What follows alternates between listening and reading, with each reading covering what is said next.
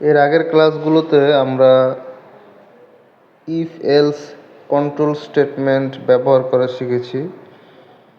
If else control statement ব্যবহার করে দুইটা কন্ডিশনকে যাচাই করা যায়। একটা কন্ডিশন ট্রু আর একটা কন্ডিশন ফলস, এরকম আমরা ব্যবহার করে দুইটা কন্ডিশনকে যাচাই করতে পারি। কোনো কোনো ক্ষেত্রে আমাদেরকে একের অধিকবার কন্ডিশন যাচাই করতে হতে পারে।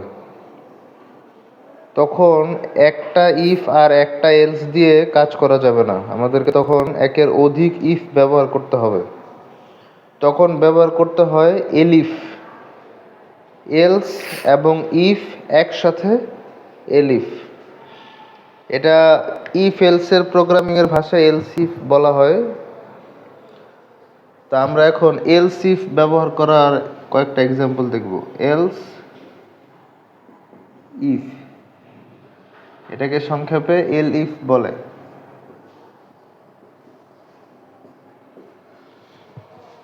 আমরা কয়েকটা এক্সাম্পল দেখব।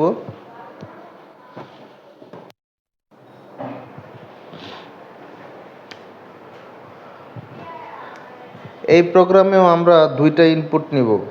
ইনপুটগুলো কিভাবে নিব আমি বোর্ডে লিখছি। এক্স ইকুয়ালস ইন্টিজার ইনপুট হবে, এই জন্য ইন্টিজার আগে দিলাম। তারপর input enter first number,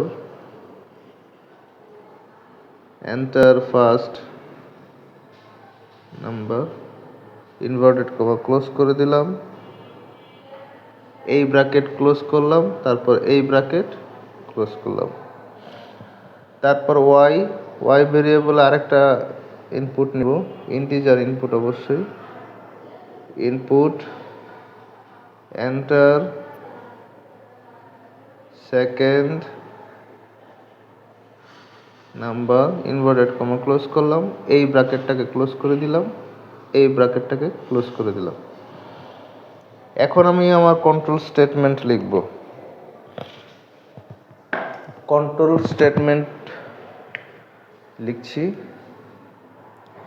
if X এবং ওয়াই এর মধ্যে যে ভ্যালুগুলো আছে সেগুলোকে আমি কম্পেয়ার করব। If X is greater than Y, আগে বলেছি ইফ এলস কন্ট্রোল স্টেটমেন্ট ব্যবহার করার সময় আমাদেরকে কোলন ব্যবহার করতে হয়, সেমিকোলন নয়, কোলন। তারপর যদি এক্স ওয়াই থেকে বড় হয় তখন কি করবে সে? প্রিন্ট করবে? X is greater than Y, এটা প্রিন্ট করে দিল। এখন যদি এক্স ওয়াই থেকে বড় না হয় তাহলে আমি এই যে এলস ইফ কন্ট্রোল স্টেটমেন্ট সেটা ব্যবহার করছি। ইফ এক্স যদি ওয়াই থেকে ছোট হয় তখন কি করতে বলবো পাইথনকে? Print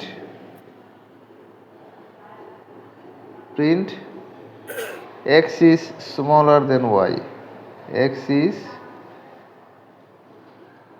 smaller than y. এখন আমি যদি আরও কিছু কন্ডিশন ব্যবহার করতে চাই, মানে আমার বড়ও না ছোটও না, যেই মান দুইটা নিছি মান দুইটাই সমান, তখন কি হবে? তখন আরেকটা কন্ট্রোল স্টেটমেন্ট লিখব, এলিফই লিখব। যেহেতু আমি একাধিক মানে দুইয়ের অধিকে চলে গেছি এই জন্য আমি এলিফ ব্যবহার করছি। যদি দুইটার মধ্যে সীমাবদ্ধ থাকতাম তাহলে শুধু ইফ এবং এলস ব্যবহার করা হইতো। এলিফ এক্স ইকুয়ালস ওয়াই, এখানে একটা লক্ষণীয় বিষয়, আমি ইকুয়াল সাইনটা কিভাবে দিয়েছি এটা কিন্তু ডিফারেন্ট। পাইথনের ক্ষেত্রে ডাবল ইকুয়াল সাইন দিলে দুইটা ভ্যারিয়েবলের মান যে সমান সেটা পাইথন রিড করে। ডাবল ইকুয়াল সাইন দিলে পাইথন দুইটা ভ্যারিয়েবলের মধ্যে যে মান সমান সেটাকে সে রিড করে। তাহলে এক্স আর ওয়াই যদি সমান হয় তখন কি হবে?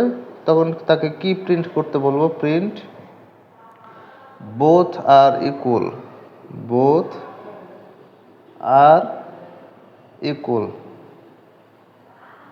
এই হচ্ছে আমার প্রোগ্রাম শেষ হয়ে গেল। এই প্রোগ্রামটা রান করলে পাইথন প্রথমে কি করবে, এই প্রোগ্রাম রান করলে প্রথম পাইথন ডিটেক্ট করবে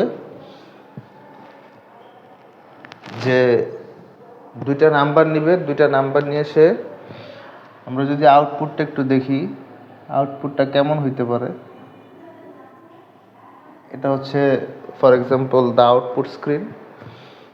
আমি প্রথমে রান করলে প্রথমে বলবে যে এন্টার ফার্স্ট নাম্বার, একেবারে প্রথমে আসবে এন্টার ফার্স্ট নাম্বার আউটপুট স্ক্রিনে, এন্টার ফার্স্ট নাম্বার।